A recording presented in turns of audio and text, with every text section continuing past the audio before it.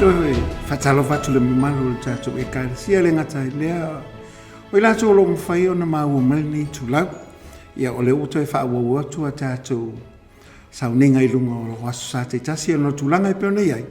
O to tau fia nei a tato finga lotu po sau ninga ona o tulanga o ye nei tato no po sia tato atu no neo New Zealand. Ile fa mai el covitis fulmaliva. Sia tato talo. Ia, whaaftaile tua le nei vaenga o le aso.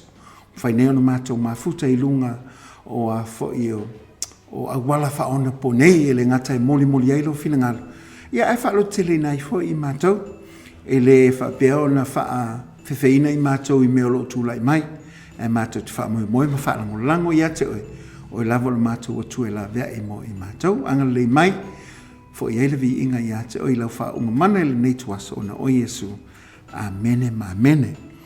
E fia fa o to i pea le tatou a fo le tatou a va e pe na iai ia le sa o to na.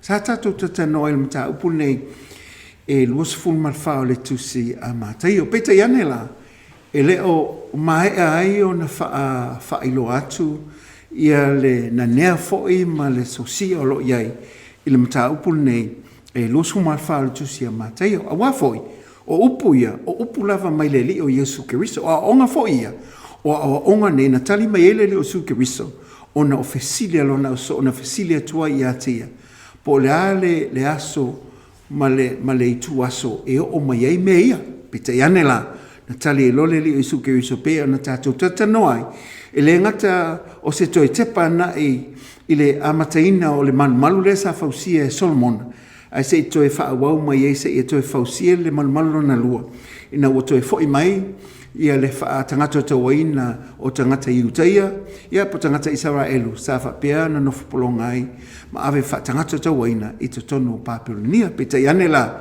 ia sa fa tanuina fa le nga ina mal fa tama i mal le ile tausanga e a foi AD fitu se fulu pe o to na ia le Mesia ia e pe fa tanuina i lo ia le profetanga lea na fai le li o Yesu Keriso ia le aso ele to ia le sima ai lunga le sima ala fa pe ona fa atafuna ina le mal lela o mal fa tau ina pe o si va nga ia lo anga i mai ia o me ia a o mai a o mal fa ta o le fionga le tua e fa wa waila le tulanga ia tatu matala ma sauniuni a wa tatu te le lo le aso le li pe te matala tatu sauniuni ia mo le aso le tatu ri ai o le e fai upo e lua se fulu male, lua se fulu lu sumaltasi, lu sumalua. O lo tata noma il mata upu le ipopo ngama me fengtau la o mai. Peta iane ina o atu, ile fai upo tos fumale fa. Se ia o atu le fai unga mata upu nei. O lo fai peo na tala noma ia ile li o Yesu Keriso. I se tulanga e pe o lo o fai peo ona ia tau whaavalaina mai. Ia le tūlanga o le tangata po le ekalesia i lana tāpenanga. O wawhai lana tāupu le lusu fuma le wha, o lo tala noa i pōponga, ma meo la ho o mai i taimi maso mulmulia. Ai ile mata upo e lusu fuma le lima. O lo tala noa mai i tau pou se fulu. E lima e popoto e lima e valea. O i lato uma ia sa tāpena pena. I le taimi la nei pe la wana e whaalongolongo mai ai. Se o le taimi ane o le sauniuni, ma le tāpena pena. A wafo e wane fasino ia i tatou o tau pou valea. A ia whapea fasino ia i tatou o tau pou poto. A wafo la o tau pou valea fa mai o atu le teimi ina o mai le vala au wasau le atari i o tangata po wasau fato a whaiawa. A le ala whapea, oi ta fiolai. Po whea mo i ele la mepa le o le wale se swau. A wale o tau mumu. O tau pou poto la na oa ana tāpena pena ma sauniuni. O te whapea atu fo ia te oi. Ia vei tātou o tāu pou e popoto, o tā pena ma sauniuni. A wawai tātou te reiloa, le aso ma le tuaso, e a fio mai elo tātou li ia i tātou. A ewa vaila iai, o lo whapeona whamatala ina e le o Yesu Keriso. I vahenga nei, whamaili whai upo tos fuma le wha, e moni o te whai atu ia te oto. E le ma vai atu lava nei tupulanga se e o mai nei mea uma. E ma vai atu le langi ma le laulangi a o upo e le ma vai lava ia. A o le aso ma le tuaso, e le iloa se tasi, e le iloa lava e a ngelu le langi, o na o lo uta malafa. Le ala wai whalongolongo mai, Le la fa pe mai lo upu mulmuli ale li isu ke biso ina wa umana I fa mama ia vaenga ia ono sa tata no atua ia te oe mai ile foi upu mo se o mai il foi upu tos fu maltas tos fu male lua tata no I pe ato ta tupu le mati ona eva vaila ia o lo wa fa pe ona lata mai o te sanga vela le la fa pe ai o le to ta tupu le mati to fa sino le no o le tupu Israel e to fo I tangata Israel mai le taimi ina wa uma le tau na lua le laulangi o mai al taimi le nei o lo ngā solo a tangata Israel e toi fo I te tonu Israel. Aisa, lang o le whatau ina lava folfolanga ia ma pewhtanga le tua e toi fo I alo na nuu I le mesa ia wala wina I la tau ina ia whapeo na la tau tutupu I fwai ma tapo I atu I ate. Ai ina ua whapeo na ona nofoleri o isu ke wiso ma tatano atu I ona so. Ona ia te a maia lea o se a fo I o se vainga po ni whataita inga le leia. Ina e mawhai ona tā pena pe ma sauni e tangata. E le ngata mo na so. Ai mo tātou lo whiola ma soi fua mai te mili nei. Ona whapea mai lea I o lana whataita inga mo e whapea. Ai pe ona o I ona pōnoa. E whapea fo I pe a saulea tali o tangata. A wā e pe ona whaia I ona pō. A o le I o le lolo. Mai o lātou a ai mainu o lātou whaia wā fo I ma whaavana. Wo o lava I le aso na ulu atuai noa I le vaa. Ai sa whapea lava na lātou le whanong. Mai I teimi nei, o le aia ma se ngai teimi o no. O lo ia I alta le leo lo whapea o na whaalau loa ma lau ngaina. E le ngata o ai whai ngā luenga o lungo TV, o ngā luenga tāla I o lo whapea o nanga, I ato I o lo whapea, o na whao ngā ina I le atua, I mata ngā luenga ese tono tino keriso. O la tau whaia lava ngā luenga le nei. Peita iane, whamai tai peia ale teimi o no. E ti ngā lava na whaia tu. Ala lava whaia le me loto ili tangata lato. Whamai o me o lato whaia, whamai o lato a ai mainu, o lato whaia wā ma whaavanga. Ai wawai e le alu le amio le anga le te mine. O matua I sawa. O te mia, sa whapea o na whaatua tuai o na e whaisi lau tele o le laulangi sei. O te mine, o lai titi le laulangi ma o pumomo le laulangi o na wato o tele tangata. O whai ngō fia ana no atu le leanga o leisi, pea leanga leisi. O whai ngō fia I meo o meto tia ma wala wha o na pō nei. O na o ai tūlanga lea ua whaamisa tangata o whai ngofia o na whai a inga ma whai a wā o whaavanga o pule a ala tau. Whamai e o ai laso na o tuai noa lewa. Ala la vai whai. Mana tuala o le pe e pe whaatata mai I. A o mea umala vai o lo whapena whaamtala ina e Paulo. I le tusi te salo ni mta o le tusi mo mta upe wha. Whamai aia, whamai, o pokalame lea lea, tō oman whatatia. E lenga te lea, whamai aia, whamai, ona la, o le whai poe whasuma tasi. O ia lo o pe e wha ai loha mai ai, pe wha tata mai ai. Le tūlanga e ave se nai lea fo I le ka le sia po le tangata e lofa I le atua. Le whamai lea, o ia na po, e le vao tangata e tōlua, e ave le tasi, e tuua le tasi. E olo whatasi fine to olua le mea olo ai seito. E avea le tasi, ai tu ua le tasi. E le whapea lai filifili e le atua fo ile le pehan pik, fo ile le whapea ia. Sau oe le sa e le vau, ia sau oe e nofo oe. O ele sa e ngalua I le mele olo ai, ia seito, ia sau oe e nofo oe. O ele sa e lo whaatau, alu oe e nofo oe. Le hai, o le whamea I, e ave le tasi, ai tu ua le tasi. Lale winga. O lona winga e ele taimi e o mai ele tali o tangata mantu o foi lena e whalongolongo mua mai. Whamai e au nā tu foi e ia wana a ngelu ma le leo tele o le pula a tau te whaapoto foi e u filfilia ia mai mata matangi e wha. Whamai e a mata I le tasi tulu inga le laulangi e o I le tasi tulu inga le laulangi. O lo i ele filfilinga wa umana whai le tangata. O le filfilinga le tangata e whaatulanga I le filfilinga le atua I le tangata. Ai filifili le atua I lona lelei, I lona lofa, o lona lofa muti vale ia te oe. O le filifilinga la le whaia oe, mo e filifili e le atua. O na filifilia fo le oe le atua, e avea ma se tasi, o lona ainga ma se tasi o le whanaua le atua. Le la wha mai e avea la le tasi, e tu le tasi. e le fifilinga fa pe a me le fifia le tu le si ale le ai e tu sa uma tangata le tu pa wole o le fifilinga tangata fai e fa la longo le fifilinga le tu langa le fa malu ti le tu le loto tangata e fo le ya te le te sila mai mai a fa pe le fa isa fifilinga le tu le o foi natu e le fa malu si le tu oi e fai ala fifilinga aisa a wa foi la le o mangalo le tu wa batu le loto fo te ifo le ya te oi e te fili ai le na ya ve ya atamule amtanga fato anga ete le na fili atam pe fa pe no sta ile tu pe sta e a fo te e tu le tu ma le fa il fina ngalo le tu le la fa mai lo o le temilia e ave lo lisi e tu lisi o vai e me ale tu lo mo femen le la fa mai lo ai e mata la lava ai sa la ngai te le lo le aso ave ai mai mau pe ana fa pe te lo le aso te alwai o ama tau dia toi lua mei te toi i le taimile nei. O mei te toi, o le ave, o le sitianga le kalesia. Ia ma le taimile te o tiai. E le ilo e oi po le taimile o tiai, oi. Mai mau pēna ilo, oi foi la le e te vavai, mai ma tata no, mai whalongolongo a tonu, o se momole e whalongolongo mai ai, a sa e whalongo momo fuia. Le o le ave a ia le tasi. Ma tala ma sa miuni ma ta pena. Ai sa, e iai le taimile tau no, wai fufuanga le atua. Ai whalongolongo mai le tele o tausanga ia, e a fo isa fa pia ona fa ta fe ina ile no le to pe sa fa pia fa polongo ina ma ave fa tanga toto e na tau no wa folfolanga le to e to fo i mai e to fa tu le malu le wa o mana na lima tu si le tu i lona no e fa pia ona ve mona no le la fa pia tu o le wa ta tu ye ne ele temio le lo fa tu no le tu o le wa ya ina ta tu ele se no le tu a wa ya ina ta tu o no le lo fa tu no le tu o temila le o le taimi a whamaia, o lo i le taimi o lo whataria, e le ilo e setas.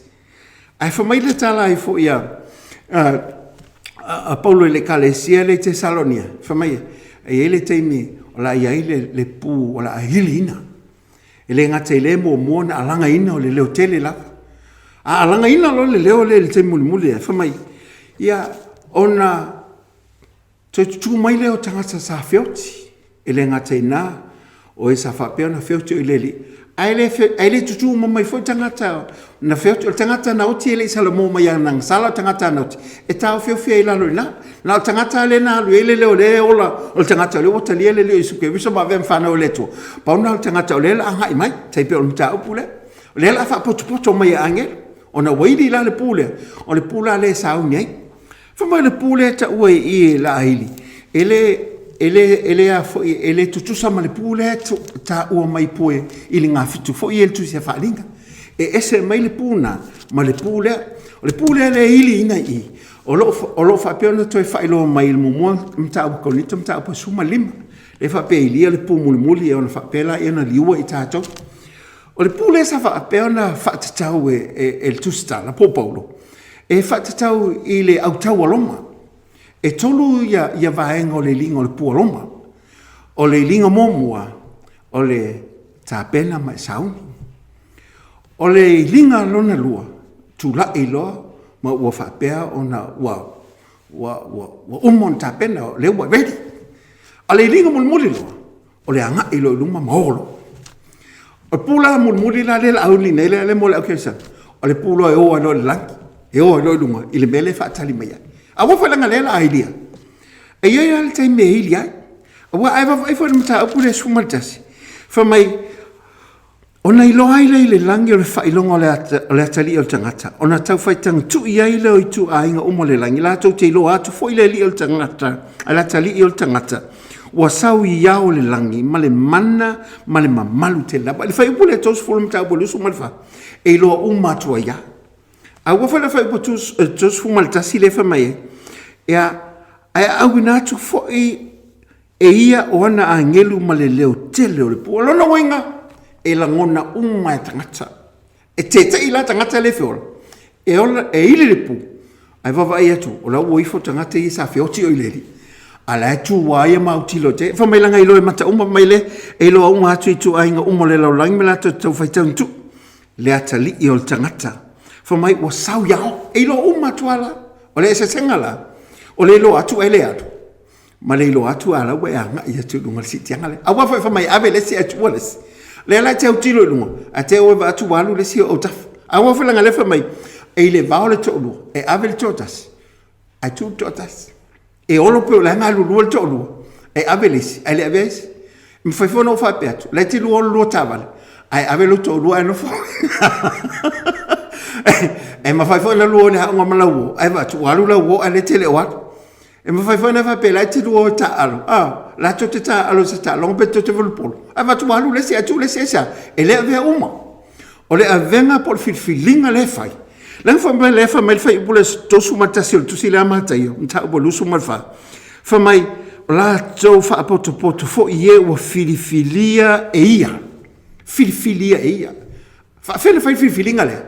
Wa fai ona o talia le tangata le li o Yesu ke wiso. E avea monali I mona fa ora. Fa mai au ila tau o ena talia ma oia Natalia o ia o ia watoile manuia e ta uaila ato o whanau e le atu. So se meala i le atu e e fwela malana whanau. Whela nau mai whanau le atu. Ale nau mai whiwhiringa le na whai ina o talia le li o isu ke uso. O ela le nau o ilunga. Po le la whamai ave le si atu les. O le la na whiwhiria ai I lato. Al tangata le whensan whiwhiringa. O te whapeatu e atoe. So o teini ala ne o whai o lau whiwhiringa. O te le whawhewhe e atoe. A wā lena umana e whaafonga I I pōpō ngā ma mala ma whaamai ma onge ma tō I ngā tūlanga la ho o le larolangi. A le teini mea nei whai lau whiwhiri. Ina ia whiwhiri oi maa o le teini mea whio ma ele leo sukuisa. A hili le pūrea a tātou wofa. Tasi le ala tu whatu e atoe. Nā utala noe la salen se ine. I tūlanga o mea la ho o mai pōpō ngā ma whainga tāla ele larolangi. A le pe tau whavala mai ele leo sukuisa. Le tūlanga lea. O le ave o lesi a tū lesi. Malana fautuanga le ese mangaia. E whape mai whai upuana. Wha mai e mātala o tū watu te leiloa. Po le ale tū waso sa waila tali o tangata. Wha mai foi. O le mea lea ia o tō nofo sa hauni ai. A watu te leiloa le aso ma le tū waso. E o mai ai le tali o tangata. O mea umale wha mai. Ia e iloa ia e mana tu natu I mea ia. A o whailau whiwhilinga. A o whaiau ngā luenga. Po whea lava me te anga iai. Ia e iloa. Wa whailau whiwhilinga. Ha o mai la swaleni. E te leo whatamala. Aisa. A leo wa tā pena wa matala wa sauning. A wa whaila. Wa tātou mana tu natu. I tō taimia. O le tātou soifu ma leola. E naua. Tala noa le li o suke uso mai ia wawa ai atu. O nei a vele le whatita inga lea. Ia noa ma lana whanau ma le laulangi sa ele taim. Ha o mai whai popo ngā le laulangi. E pe se a tātou le avenga ese o le whanau a le atua. A pele sei si e te mesi ala whanau. E te le mena oe e te whapea ana I vai atu la e ti ngaina I lato. E pe whapena se atu o maia I nei le whatete inga le li o Yesu Keriso. E wawa I atu wanga ia no mala na whanau. Ia e o whapea o na maria. Umai lato nei. Sa whapea o na lato le te tonu. Lato te le italia ina. Ia le aveae. Ia pole whi au moli foi. Sa whapea o na tu ina mai e le atua. E ala ia noa. Ina ia lato o mai e whauleva. E le whapea na mana o le atua na o nomala na whanau. Le ai o I lato ana usita ia manisi e tōtele. E ave umma le va. Se vai le o saunga le muma ola manu e le ola tangata. O te le atu manu un whaolaina. Ngai lo tangata. Ngai toa walu tangata na whaolaina. Se vai mea sa whapena whatapena le atua na mana o le atua. O le te lea o le va lea. O le tō telefo leo tangata e ofi ai ma mawhai o na whaasawina. Peta iana. Sa whai ala whiwhilinga tangata. O lau whiwhilinga te manu I ai. O lau whiwhilinga foi.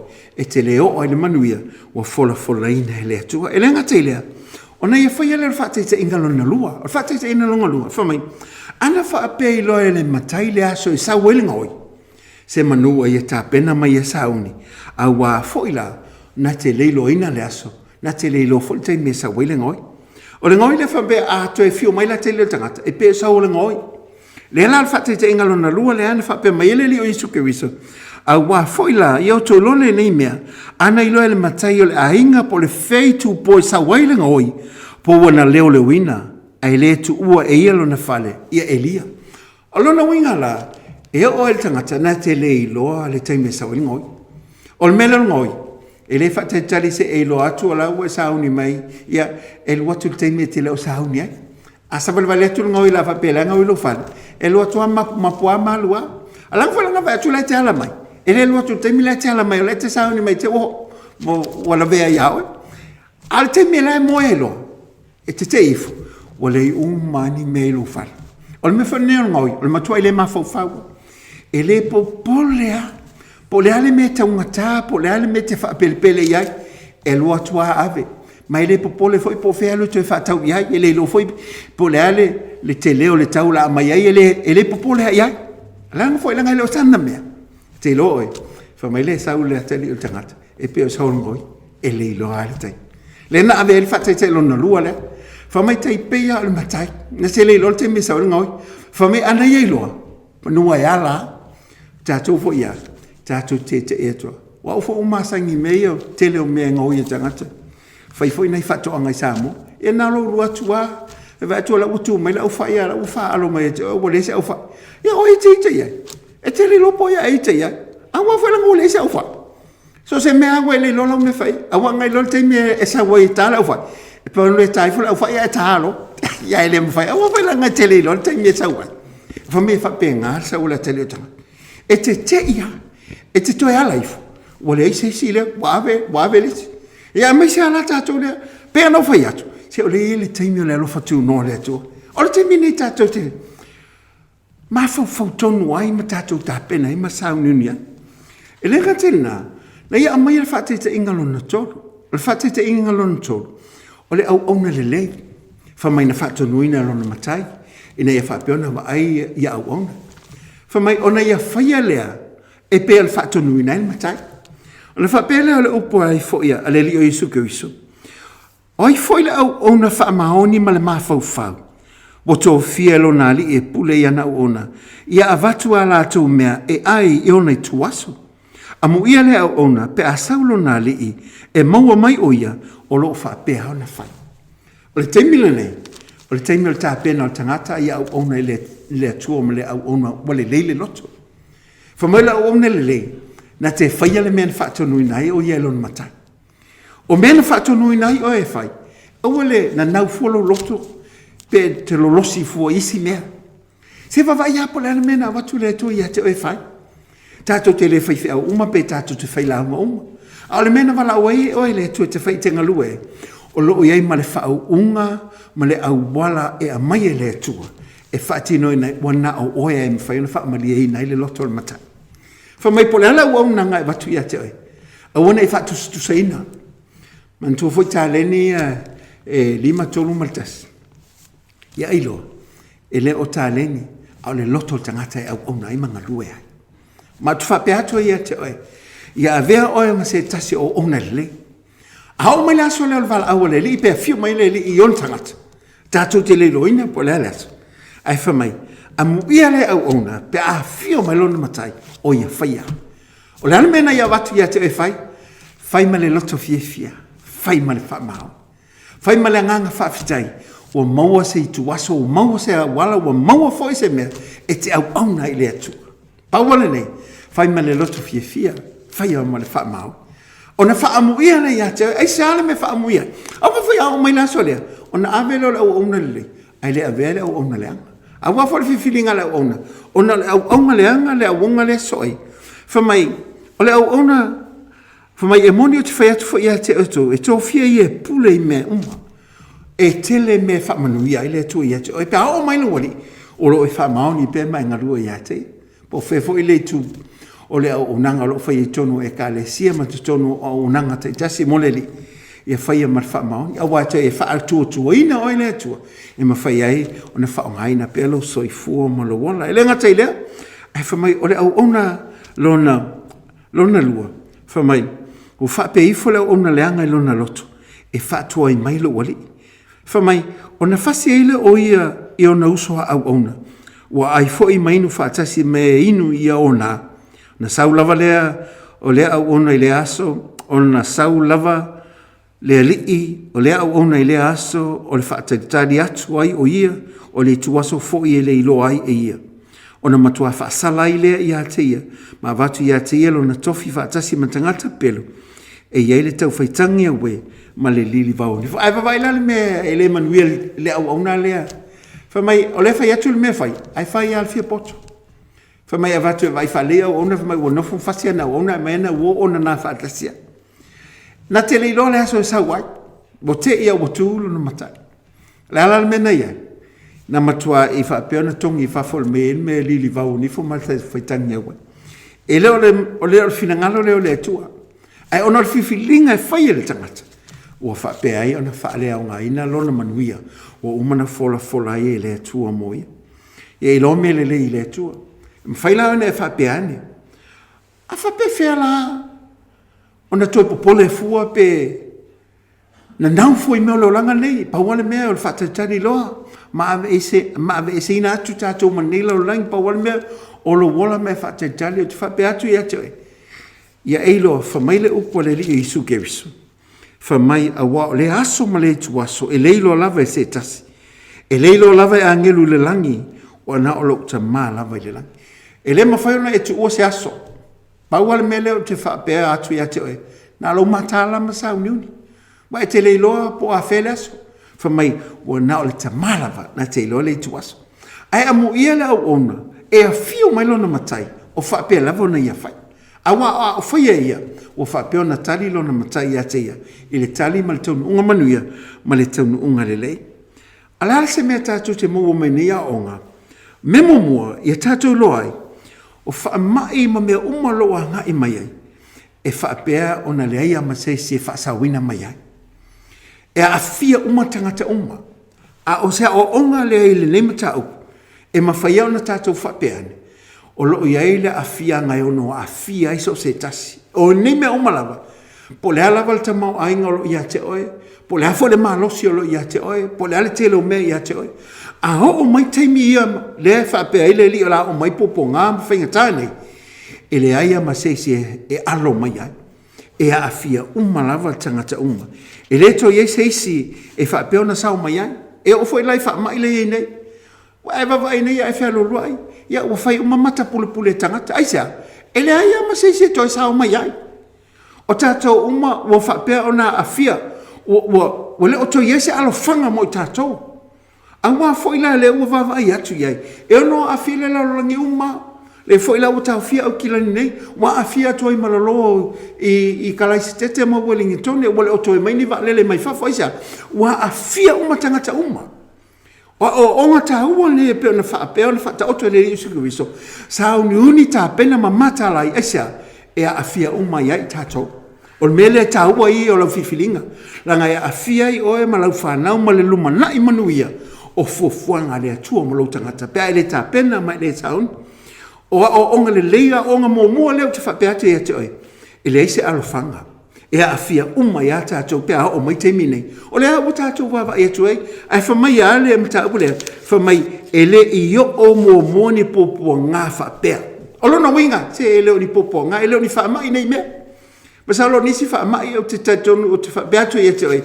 O te taitonu le whionga lea tua. Whamai se ele I ai mata ele I o ia talinga ini mea o a whapea na sa hauni ele tua moe. E te le o nei mea o whapea o na whataatia mo fofuanga muli le tua. Ai, ia iloa, me momo, ele o to ia se alfanga, pe o ni a onga tāua lea. Ele mawhai o na tātou wolo I le langi, I le teimi ne, e te tāpena mai sau niuni. O le ala wala unga alua ngai whai, o le ala wala uina maoni ai, pe o na whai au ona ne lua. Ele ngata elea le wa mai whatita inga, ele tangata ngoi tātou te le lo le aso, sa waile ngoi. Ele ngata elea, wawa ai anoa, o mea umaia, wa a mai ele leo Isu Keviso, ina ia whata oto ia te oe, e whai e lau tā penanga ma lau whiwhiringa, ai e sauni mai matalai, o waile loa se tasi le aso ma le tua, so lona lua, e wha maoni ale upo le tua. O mea tātou te wa ia le temi nei, e le aia ma se mea lo ia le upo le tua. O hawha whitau leo tātou ui mai ai, o le tali o lo I to tono le fionga le atua. I to tono ainga o whanau o malo, mai tu malo, o tau ainga o e whapea na tātou wawa ai atu e le whaingatalo I nei, e le aia se mea e le o ia le upo le atua. E whamaoni a le upo le atua.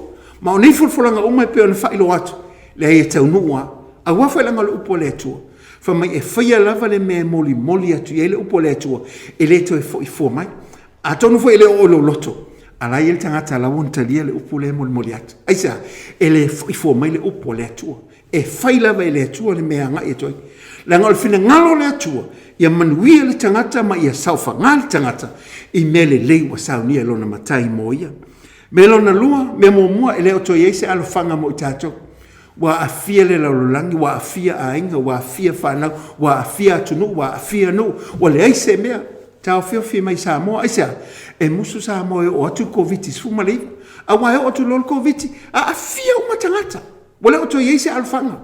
Pau wala mele iai, wa avele COVID me pe tau whawhewhi tangata. A tu whape atua ia te oe. Ile wha maoni le upo le atua. Tātou te tu le wha malo longa le atua, ma le mana lo iei le upo le atua, e wha maoni le atua la na upo. A wafoi, wha mai le upo le li o isu ke wisom ta upo, lusu ma wha tosu limon ta upo lea, wha mai atu le langi ma le lau langi, a o upo le ma vai lava ia. E le ma vai le upo le atua. E ma vai le langi ma le lau langi. E le ma vai le wha maoni o le upo le atua. Mea mua, o le oto iese alo whanga le lau langi le teimi nei. O tau o mwhiwa inga na le taimi a lea, wawa ile me ngai lenga nga i o suria le sa whapea na i tangata i na maliu mai e tote. Sika mai taimi a e paise mea e a fia umal tote leo tangata. Taimi e sa wailo longa a fia umal tote leo tangata.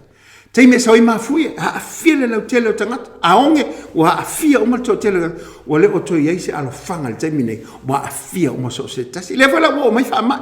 Bo yese sia toe bo o tangata wa faikau fia hafe tangata o malili fio miliona tangata wa afia tangata uma o le o to yese alfanga o te fa beatu ya toe e fa mahoni ale upo le tu o le tato alfanga o le upo le tu o le tato malua papa o le upo le tu o le tato lafitanga o le upo le tu o i tato te mapu ai o i tato te malua a wa fa mahoni fa Yesu e ma vai le langi ma le la a o upo e le mawai la vai. Lona lua, wha le tu mau le ola lo tato ye nei. Wa e, o le ola la tau ia, wa le oto ye se me whape mai, wa wha mautui nei, to e fia se furu tau sanga i teo lai. Le ai, o le sina usu watu e whenga luanga e wala umai la uoti. O le sina latu ala la vea mai tāwale. Wa le oto ye se taimi nei, e to e wha mautui nei, wa saunga le mume uma multo so i fuma le ola. Wa afia mea uma, e o e leo lo tangata. Le te oa upu fo ia Iakopo, mta upu e whawha upu wha. A ele iloe o tau se mea e tupu a tai au. Wa pe se ala o tu wola, o le pua o lava lea, wa alia li mai se tu waso i titi, o na mo wai lea. O le soifuanga ma le ola na iai, a tonu fo o lo momosi o le teimine o nai talo o lai te malosi. Au te wha pe atu i a te oi, e o so wha ilo pe a whea o le mai. E le fefe ale mai ia te oi. Ai e lo le ola lea. E leo toi mautu le ola leo tātou o lai. O e vai e o i tamiti la. I te leo feo ti il COVID suma leiva. O leo toi ei se alufanga mo i tātou. Ai e loa o le olanga nei. Wha mai wanga a se ao ai ali ali mai mo toi mo watu. Nga sika mai kaimi a. Sa watu e mo watu e whape ngā le ola. A le ola e toi mo watu o le li o Yesu ke wiso. O le ola na u feita wina ma o le lei. A wa le ola le o le manui e whaavavau. A wa lo whaatali mai le tātou li o Yesu Kiriso. I tu atu o le oti o lo ye le ola e whaavavau. Ia la tō talia le li o Yesu Kiriso. E vea mali i ma whaola. Mea lo na wha. O le eise wha moe moe i mea o lo iei nei. O mea la wha moe moe e le tangata. O le o tō eise wha moe moe. Nisi o whale te tele i lunga fo i lele o au tafa o atu monga. Ia po le ale mea la wha moe moe e le tele o tausanga. E lau singa mai lulu wa. Ngoto atu i lana. I ele mea lau wa tupu nei Amerika ma le tele o tunu. Wa te iau wa tō se o ngā palapala malu ngai lalo.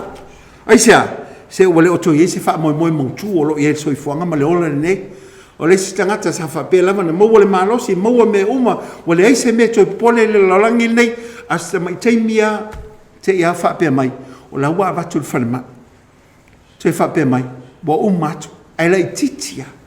E fion tausanga. O nā lufu fitu tausanga. O le teimine o aso ia amaliu tangata o tātou i o Samoa. Aso ia lai titi al tangata limas fulmontu wa au matutua tangata ta ion fitu ful teimine. O ai ta maiti ua whapeo nā fi aisa. O le tātou ola. O nā se puaoa. Nā ali ali mai ama toi mo watu. Sika mai kai mia. Ai mangai al toi mo watu le puao lea. Polo wola lea. O iei a aore li o Iskriso lo so i fua mo lo wola. A wa foi la fa moi moi nga lo ye le olanga le o le oto ye nei se fa moi moi la so ataya o lo ye ya te mi sa fa pe ona fa ye tau ya so ye wa si tau wa le malo o te le to nga tau wa le o fa ye nei ua fai lungo interneti ma mea whapena, ua avele malosi fo ile le whasesei na ime ua fausia le tangata, e whapea o le lato malosi angale ele toi whai. Ia lewa e tangata poto lusia masaina, ia o lato mai fo i lato ia, o mei na wha moe ia ele malosi anga o Amerika moa tai ao, ia po lusia, po sainga, po fesa tunu, po Peritania, ua e tangata poto o mai wa ngau ia mea ia ilungo le internet, wale ilo le tangata po fia wha moe toi su atu wale se mea. O le tamau ainga sa te ulu te whale tupe o le si tangata. E toi so e atu. Wa e le tamau ainga mal poto o whaona pone. O te ia o whapenga watu wale sa utupe. Wale se mea. Au me e se wha moe iai. O te whape atua. O se wha moe ngā tai au. E le taunu le leipe a le iai le li o isu ke wisa. Le te o ta vita salamu fitsu mal tasi wha upusu mal whafa mai. A wau o te wha moe le au noa. Le umalo fa moe ia te ele le ifa mai e toi fa popo la vi inga lo fa moe ia te isa wo lolo uluma nai lo fa pena manuia o no uluma nai o lo ia te oile le ie ile o toi ese fa moe ia tai au al tangata lo ia lo na fa moe le li Yesu Kristo amu ia le tangata lo ia fa moe ola ia te oe pe wa ia Yesu Kristo lo soifu ma lo mola o wa fa moe le ta te o toi le ola fa va ma le ola o saunia le tu mo tato le tio opo ale li poto solmona fata auto fulu fa ipo lusu malvalu o le fa moe o e ami o tono o le lea al fa tuanga o e ami o leanga e u vale la valea o me fa tua i aile tangata fa tangata e u vale lea e le manuia aisa ele Yesu ntau unga waile o iaile atua mai fa peifol tangata valea ilona loto ele aisa atua al tangata poto e tu atu lona wha moe ile atua wa o yalo ia ile tali o mea o le atua foi o lo wha pena au mal tangata e wha lango ma wha moe atu ia te ia le tion ta upo i lima o tusi e wha ta oto wha pena mai ia e wha atua ile atua ma lo loto atoa a ua te wha lango lo lava ata mai a ia wha ilo ia te ia o wala o na ia ta ia ile ia o wala o malava mai a ua te wha lango i lo poto ma lo wata mai o te wha pe atu ia te lo oso lo tua fine lo ta mama lo tina a wha pe e wha longo mai le nei tuaso whai se filfilinga le lei ia e matala ma e sa ili saununi o watatu te leilo le aso ma le tuaso a wa o le oto iaise alfanga a le upo le tu e wha maoni le upo le atua o ma o tatu soifuanga ma le ola nei e wha le tu maua pe upo ale a fo le apostolo o i fo i o Iakopo a wa le lumanai o le oto iaise lumanai wha moimoina o paule lumanai o lo iei nei o le wha moimoi atu i le atua soifua na te amaia le tali mo i tātou o fatutuina le tatou li o Yesu Keriso le taimi nei e tatou fatutuina le li o Yesu Keriso mantou foi le mataupu suma le fatusia Ioane o lou faapea mai ai le Ioane sefuma le fa o lou faapea ona ia faailoa mai ai mo i tatou lenei o tou tatou tuvale o tou loto i o tou fatuatua i le atua fatuatua mai foʻi iā taʻu e tele mea na nofo ai le maota o lou tamā ana leai po fai atu ia te o tou te alu sauni se mea e no nofo ai o tou a fai foi o te alu ma sauni se mea nofo ai o tou o te toe sau o te talia foi o tou ia whaatasi mau ina ia iai o tou le mea o iai a ai mawai iai o loo iai ia fuafuanga le leia le atua mo i tātou ina ia whaapea o na tātou whātua toina o le tātou li o Yesu Keriso o wa lava matutoi o ia o le wha moemoenga lea o le tangata o whaolaina o whaatua toina le ri i le lumanai wa ia saunia mo i tātou aisa a wa o le whaolatanga o le teimi lava le nei upo ia upo Paulo le kalesia Roma mta upo mo mofa i po suma leona wa o te le male tala le leia Keriso o wa le mana lava leo le atua e ola ai la to uma o e whaatua tua i a te ia o le teimi nei o le teimi o le whaolatanga o no lo tātou iei le teimi o le alofa tunoa o le haesa o fifilinga e whai o le fifilinga e te maua ele manuia a wa le fifilinga le atua saunia i le fifilingia o ia i lo loto e avea o ia ma le i ma whaaola i lo tangata o le nei tuaso whamanuia le atua i a te oe a lau fifilinga ia whai nei a i whai ele nei tatalo e whape atu i a te ia le li ia le atua anga le le mai a te wa o le tangata anga sala a wa o te li tonu wa lava matutoe le toto oe Keriso Yesu o te ola ma o ma ngalo ai whaaftai lau whaolatanga o te li ina oe ave mo o le mo whaola o no le suafo Yesu Amen, amen. Umana e whaia lea te talo. Te whapeatu ia te oi. Sa ili se mawhitanga po se kālesia. La tu te tonu le mana le ngang pa ia oina oi le upo le tua. Ina i mawhai ona e ola mai tupu tupu i whalutanga le tua. I le swafal te maa le alo ma le ngang pa ia whamanuia le tua ia te. Amen, amen.